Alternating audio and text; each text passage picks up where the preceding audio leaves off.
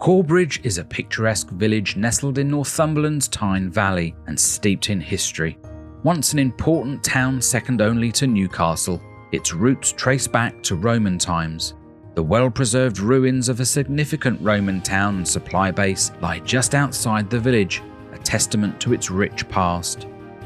The village itself boasts charming stone architecture, with highlights including the remarkable St Andrew's Church and Vicar's Pele. A delightful mix of independent shops, quaint cafes and traditional pubs create a warm and inviting atmosphere for visitors and residents alike. Corbridge truly is a gem, where history and modern life seamlessly intertwines. We were captivated by its beauty, and we invite you to join us in exploring its history and charm. Who knows, you might fall in love too.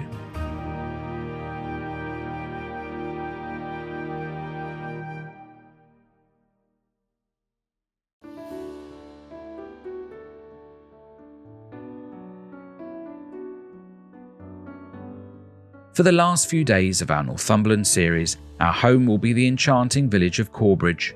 The River Tyne passes through its southern side on its way to meet the sea at Newcastle. The nearest town is historic Hexham, just 3 miles away.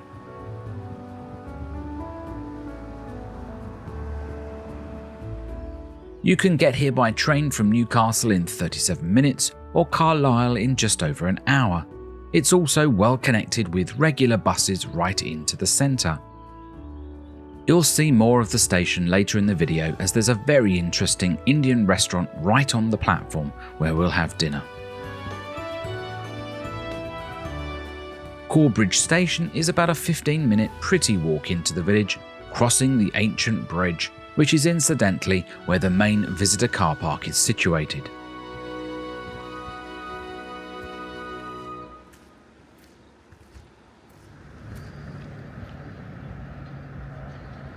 Let's start our visit right in the heart of the village at Market Place, where the community has evolved around St Andrew's Church, whose foundations date from 674 AD during the Saxon era.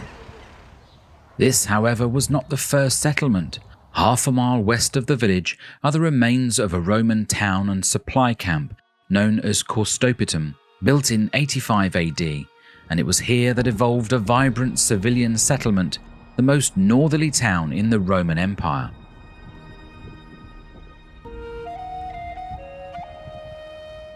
English Heritage look after the site, and you can find out all the information on tickets and visiting here. As a military outpost to guard a crucial bridge across the River Tyne, its strategic location at the intersection of major Roman roads further contributed to its growth.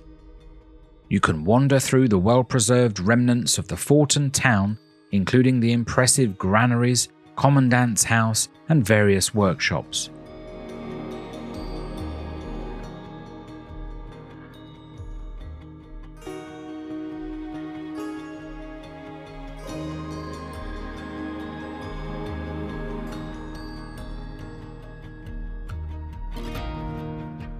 Or head inside and discover a fascinating collection of artefacts unearthed from the site, offering insights into daily life in Roman Britain. The museum also houses the renowned Corbridge Hoard, a treasure trove of Roman armour and other military equipment.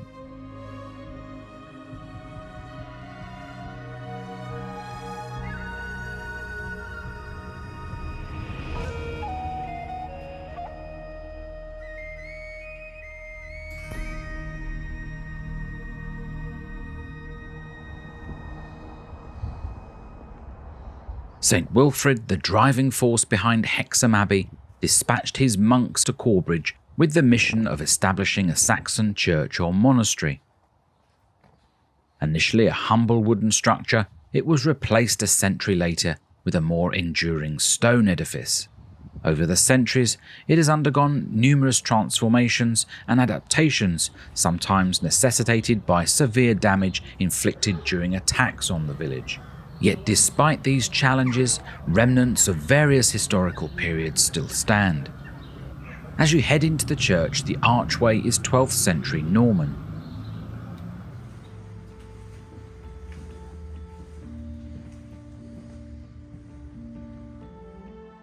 The baptistry under the tower is the oldest part and the original entrance porch to the stone church, dating from 774.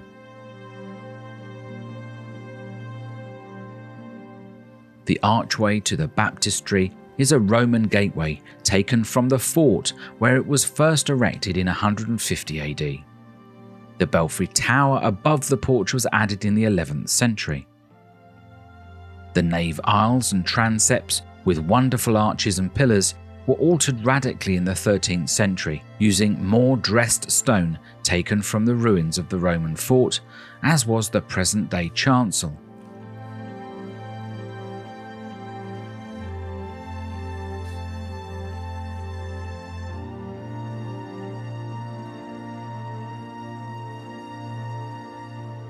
Above the altar are 3 lancet windows, added in 1853.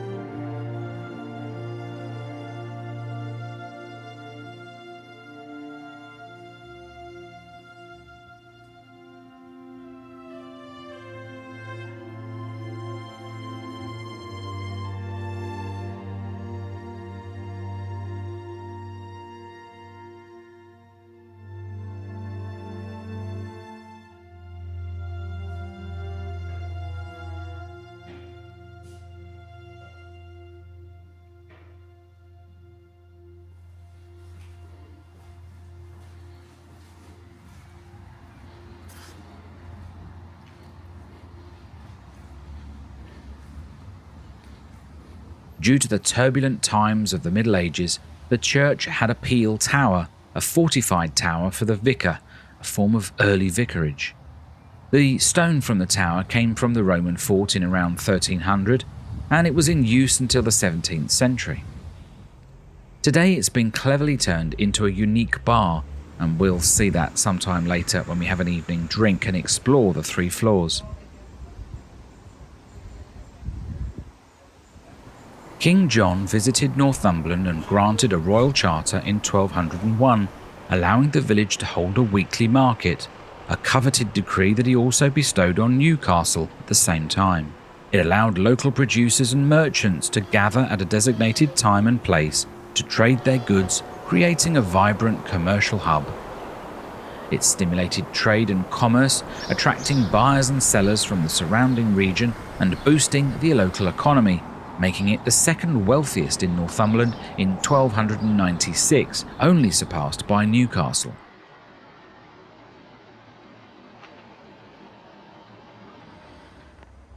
Standing against the wall beside the tower is the earliest market cross, believed to have come from the altar of the Roman fort.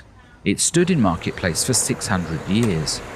It was removed in 1807 and replaced in 1817 by a cast iron cross donated by the Duke of Northumberland and carrying a Percy lion emblem. You'll also find the 1815 pant in the centre. The water trough replaced an older version, and clean water was provided to the villagers before it was piped to the houses. The majority of the buildings surrounding the marketplace are over 200 years old, lending a quaint historic atmosphere, but you need to spot them through a wave of cars that fill this area most of the day. Overlooking the centre at the start of Middle Street is the Jubilee Buildings, a row of Victorian houses built in 1897, and the one above the cafe overlooking Marketplace was our wonderful home for 3 nights, known as Corbridge View, as that is exactly what you get through the large lounge window, rain or shine. This Airbnb was absolutely perfect for us. The living room and kitchen are on the first floor, with everything you need for a comfortable stay and to self-cater. An electric wood effect burner and plush seating created a cosy atmosphere.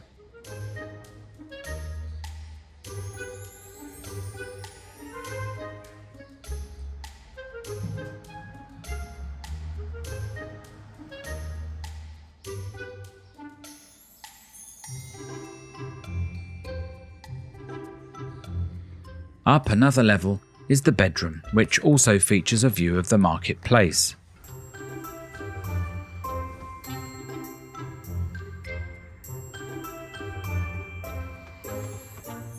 comfy bed and just enough space for two.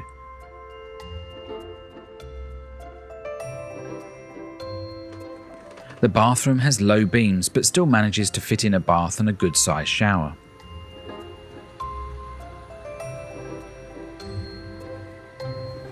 Here's Will whipping up a delicious lamb harissa with chickpea and couscous for dinner one evening, saving a few pennies on eating out all the time.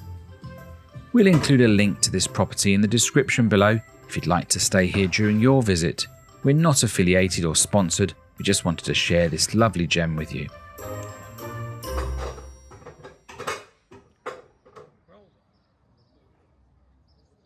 Marketplace bends around to Watling Street. The Corbridge garden room has everything for those green-fingered growers and other homeware gifts.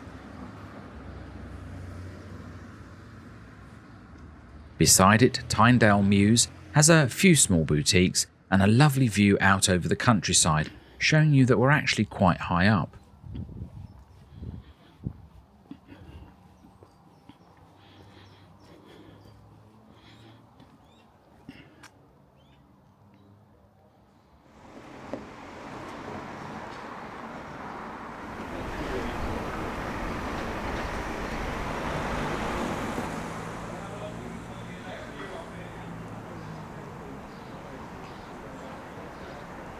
The King's Oven, once vital to village life, stood near the west end of St Andrew's Church. Its legacy endures, marked by square stones embedded in the pavement before the churchyard wall. Dating back to 1310, it served as a communal oven for villagers, baking their bread and meat. This tradition continued for centuries, finally fading in the 19th century, as commemorated by the plaque.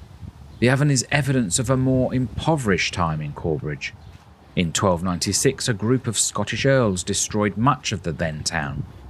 Further raids by the Scots included those by William Wallace in 1297 and Robert the Bruce in 1312, followed by the Black Death in 1349, leaving it in extreme poverty, which lasted several centuries, and why many of the buildings we are walking past are only a few hundred years old. The Bluebell pub just off Watling Street on Hill Street was a favourite haunt of ours. Its charming beer garden provided the perfect setting for sunny afternoons.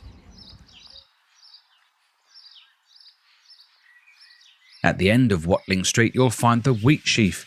Though we didn't have a chance to try it, it certainly looks like a place with character. Be sure to notice the pant by the pavement, another remnant of the town's old water sources.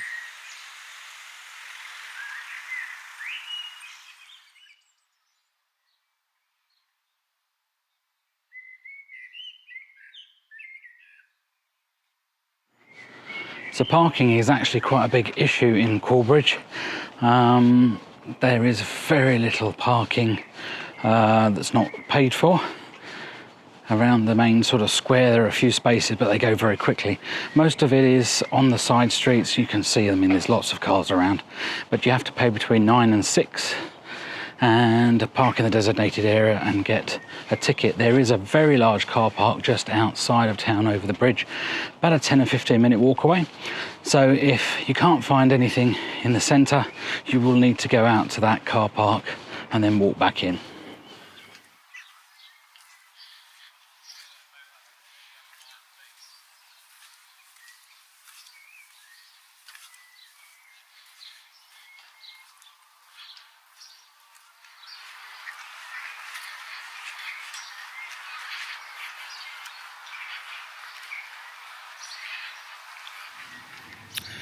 A nice Italian restaurant there, supposed to get very good reviews. We almost booked that instead of going to the curry house, but the curry house won.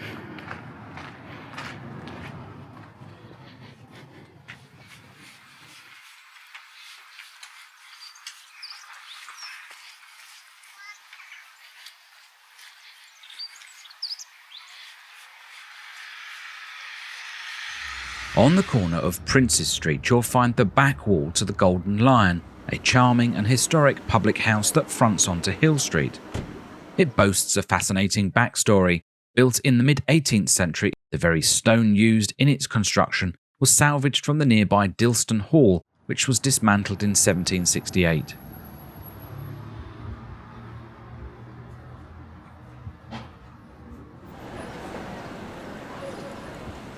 Adjacent to the pub is the Co-op, the only supermarket chain in the village. For a larger shop, you'll need to head to Hexham, about 3 miles away.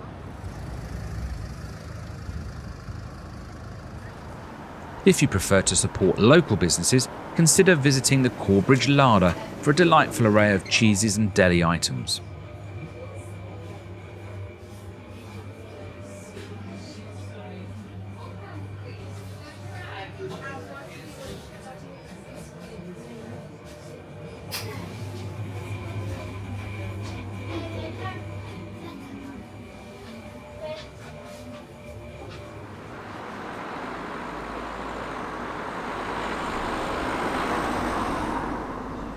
At the top of Hill Street stands the Town Hall, a bit of a grand title considering the village's size. This building was erected in 1887 by F. Emily to commemorate Queen Victoria's Golden Jubilee. Today you'll find a Boots pharmacy, a wine bar, a paper shop and the post office occupying this space. The Tourist Information Centre is located opposite the Golden Line.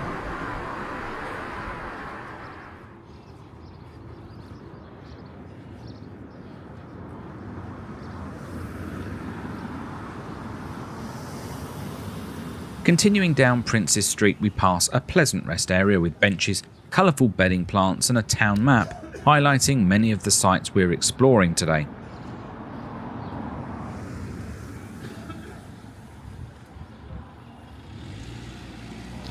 At the junction with Main Street and Middle Street, we catch a glimpse of the bridge ahead, spanning the Tyne.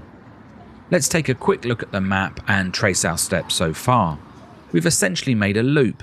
The village centre isn't very large, but there's still plenty to see. Now let's head down to the bridge from the north side via St Mary's Chair, which is out of sight to the right.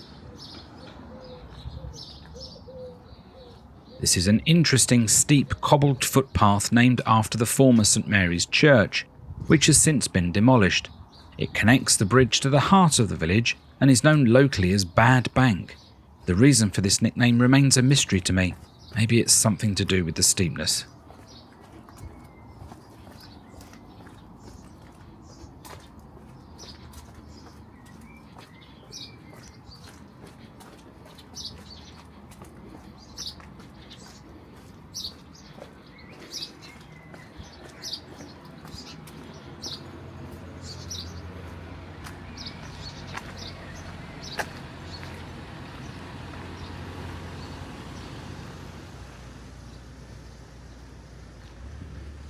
The first bridge here was built in 1235, replacing a ford and ferry across the river. However, by the 17th century, it had become too dangerous due to frequent flooding that swept it away multiple times. A new stone bridge was constructed in 1674, marking the beginning of a return to growth and prosperity for Corbridge. This progress was nearly halted in 1771 when a catastrophic flood ravaged the Tyne, destroying all bridges from its source to its mouth, except for the Corbridge Bridge, which miraculously withstood the onslaught. The bridge served as a vital route for pack horses and stagecoaches. It was widened in 1881 to its current size, which still only allows single-file traffic to cross the river in and out of the village. Interestingly, the Romans had built a bridge further upstream near their fort. Its foundations are still visible if you take a stroll along the riverbank.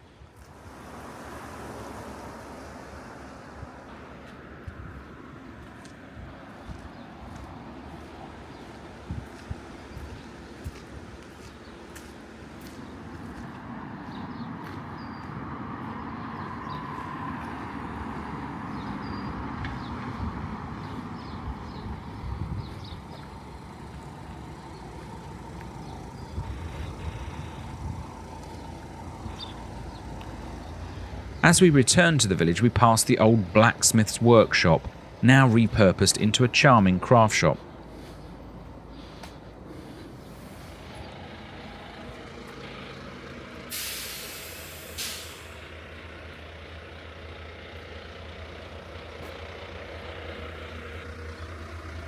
One of the most distinctive pubs in Corbridge is the Angel, a former coaching inn and postal stop dating back to 1569. potentially making it the oldest inn in the county. Today it's a popular spot for drinks, dinner and overnight stay, offering a charming blend of history and hospitality. Further down Main Street, some properties showcase the wealth and prosperity that returned to the village from the 17th century. Here we see the Main Street Pant. You guessed it, another ancient water source that once served the local community.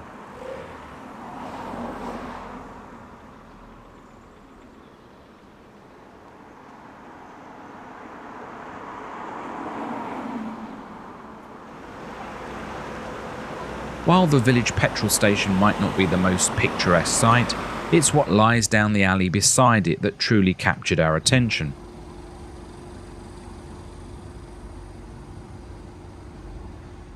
In a converted workshop at the back of the filling station, Re sells an eclectic mix of rare, remarkable, recycled, rescued and restored furniture and objects for the home.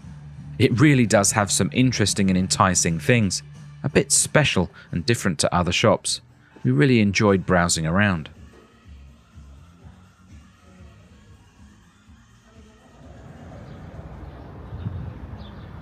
Continuing down Main Street away from the village centre, a parade of gorgeous houses continued to delight the eye. Whilst these houses might have been for more successful merchants, it was a time when cottage industries were thriving in Corbridge. Weavers, shoemakers, clogmakers and pottery. Their presence in the village fueled its growth and development. The arrival of the railway in 1865, one of the earliest in the country, further enhanced the connectivity and trade prospects, solidifying its position as a flourishing hub.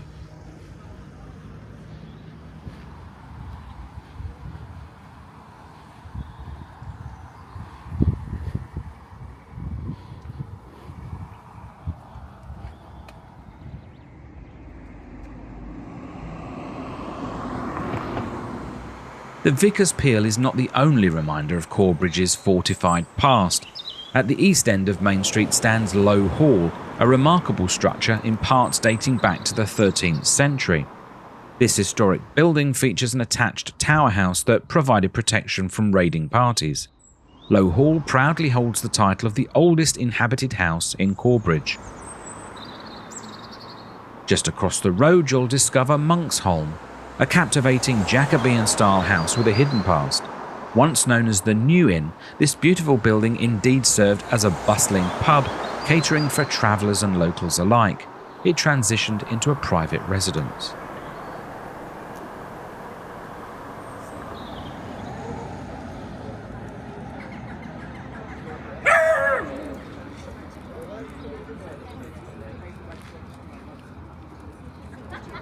Passing by the Angel again, we cross onto Middle Street, which will lead us back to Market Place.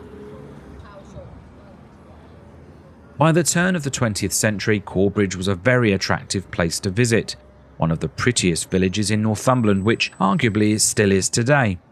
26 shops with elaborate frontages enticed visitors to come and shop. Many of these frontages are still seen today, particularly as we walk along Middle Street.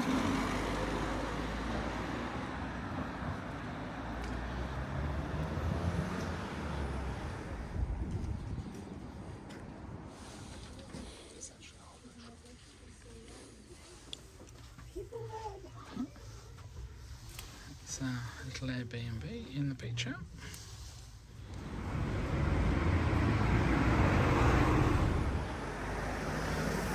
The Black Bull was also a haunt of ours. Whilst having a date stone of 1755 above one of its doorways, it only became a public house sometime between 1827 and 1886. The building is much older, dating from around 1670, as a separate house.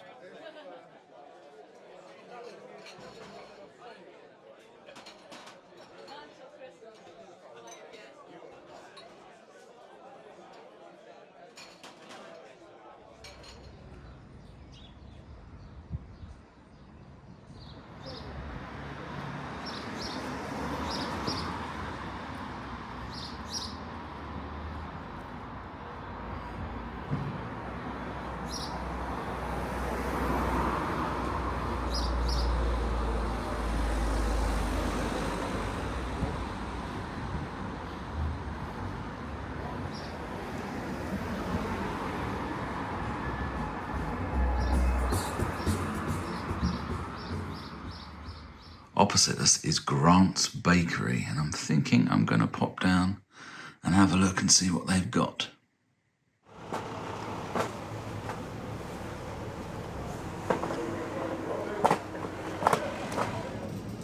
Nice. The treats were very enticing, from bacon and sausage baps to pasties and sandwiches, cakes and biscuits. We bought 2 huge luxury Cumberland sausage rolls and saved one for later. They were delicious. Beside our accommodation is a little cut-through between Market Place and Hill Street, running past the church cemetery. You'll find a few quaint boutiques, a gallery and forum books in the old Methodist church. We're, however, coming to step inside the Vicar's Pele for a drink and explore the 3 levels. The oak door is said to be original. The tiny bar is in the basement level, which was tricky to film as there were a number of people around. Heading up to the first floor, it's quite narrow due to the thick Roman stone.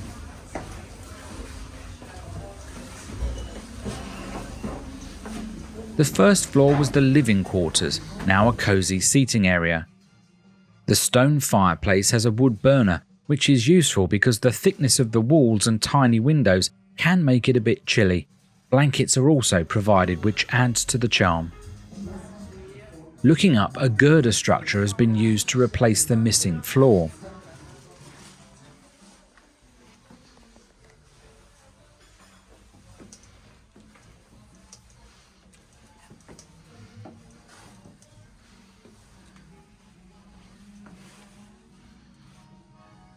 On the second level is a clever glass gallery looking down on the main seating area. It keeps the intrusion of the modern structure to a minimum. Looking out of the slit windows, you can see the church, and there's a great view of Corbridge View. The roof was once covered in lead, but has since been replaced with a wooden support.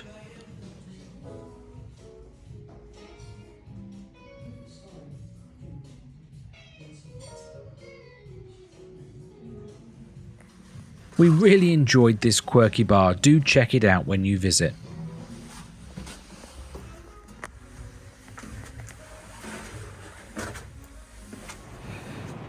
So we're heading across the bridge towards the station, and we've got a booking there tonight at the station platform at the curry house called The Valley. It's actually on the station platform. It's quite famous apparently. Gets very good reviews, so we booked it a couple of weeks ago, and we'll be having our evening meal there, which we'll show you shortly. It's about a 10 or 15 minute walk out of town. They also do a thing called the Passage to India, where you can catch the train from Newcastle, and one of the restaurant waiters meets you in Newcastle, and on the train they give you a glass of champagne, a menu. You place your order whilst you're travelling up, and as soon as you get here in Corbridge, your meal's ready on the platform. I think it's something like the old booking hall or the old station master's house or something like that at the station. And you have your dinner there, so it should be interesting. We are going to have a cheeky beer on the way, so we'll show you that as well. We mentioned earlier the 1201 market charter bringing prosperity in the 13th century. The Stagshaw Fair was for centuries a thriving annual event very near Corbridge, and was renowned as one of England's largest fairs, held a few times a year. Drawing crowds nationwide, it was a hub for livestock trading, particularly horses, sheep, cattle and swine. Beyond livestock, a diverse range of merchandise was available, from hats and boots to household goods. The fair also served as a major social occasion, providing opportunities for entertainment, celebration and community bonding.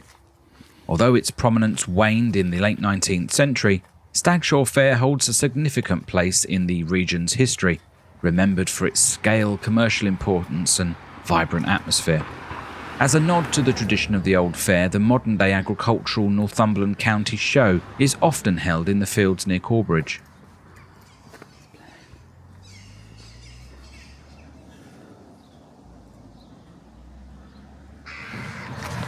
Restaurant's just up here next to the station, but we're going to pop in here for a quick drink first.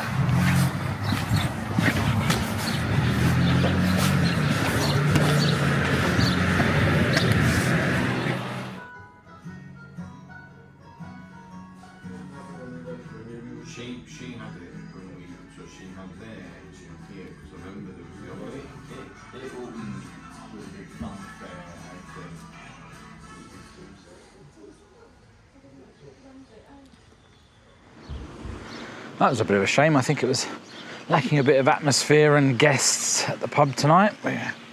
Only a few people there. Right, now let's head on to the curry house. I think we'll pop up onto the station first because we're a few minutes early, but it looks like a beautiful building.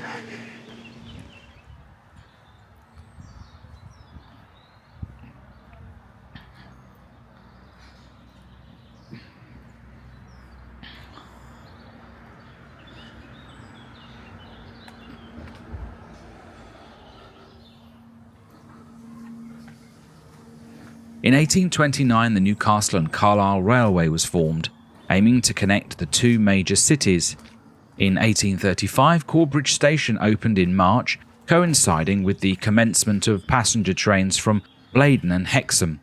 This marked a significant step in the railway's expansion and brought rail travel to the village.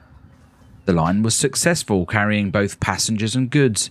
It played a vital role in transporting coal, lead and agricultural produce, boosting the regional economy.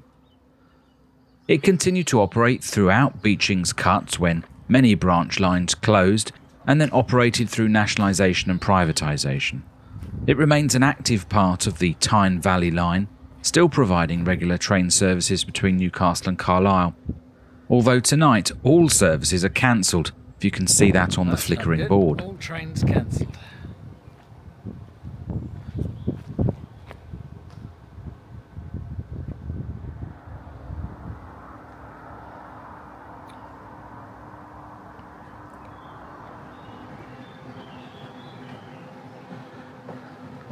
Right, should we go and get our dinner?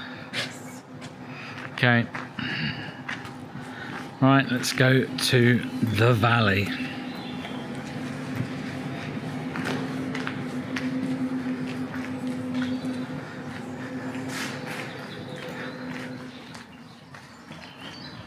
Smells good. Smells very good.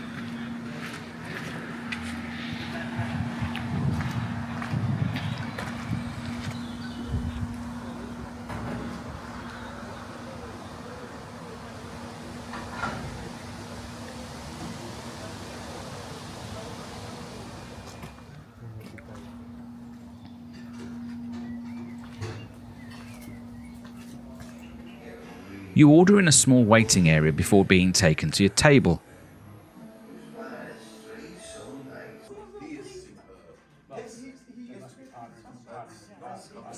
We started with the obligatory poppadoms and chutneys, followed by tandoori lamb chops and a selection of kebabs and tikkas on a sizzling skillet. Smell good. Smells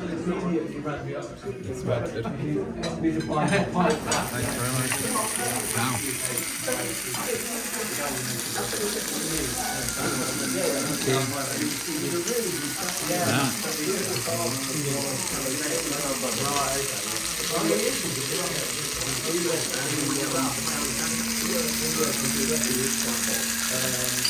For mains, I had a murgi kanza, mild curry with honey and spices, and Will had beef and pistachios. Can't pronounce the name of the curry. So that one's the chicken with the honey, and yours is the beef with pistachio. Yes. And the chickpea yogurt thing. We're just waiting for a naan bread. Oh. Well, that was very nice. I think, was it the best curry I've ever had? Probably not, but some very good food. I think the sauces could have been a bit thicker. They weren't as thick as we would have liked, but very nice, just under £100. Not too bad really, because we had quite a lot. We were hungry, but yeah, very nice. So if you're here in Corbridge, I would recommend you come to the valley. As the sun set, we had a nice stroll back into the village to walk off all the food.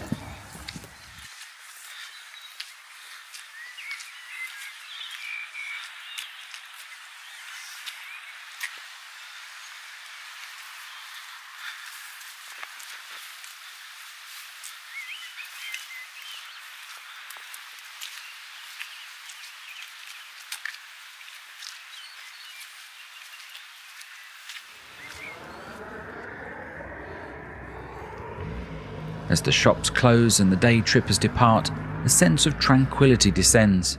The streets become quieter and the pace of life slows down. Twilight is a great time to have a wander around the village, revisiting places you may have been during the day and enjoying the amber lighting and the cosy, warming feel it creates.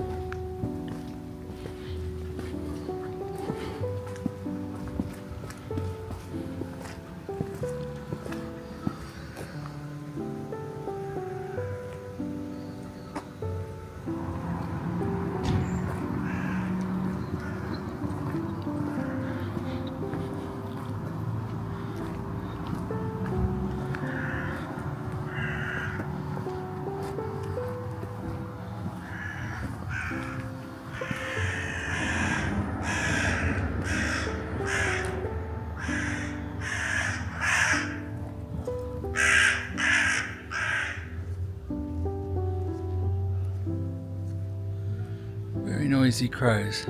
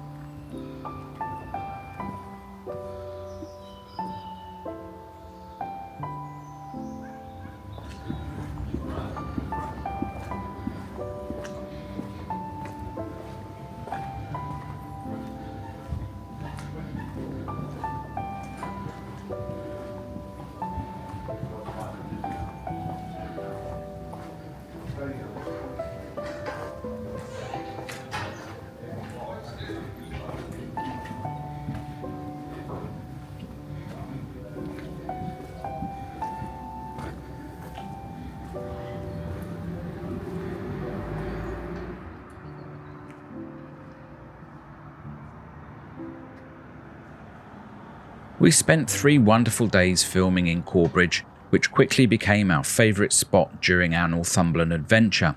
Its central location made it the perfect base for exploring other parts of the county and even venturing down into Durham.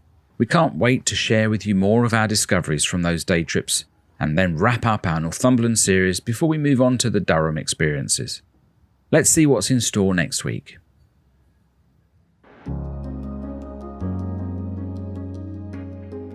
Next time, we head just 3 miles up the road to the historic market town of Hexham.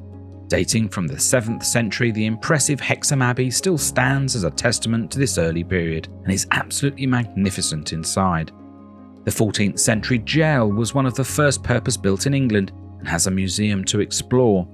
The quaint streets are lined with historic facades and a mix of independent boutiques, high street names and specialty stores.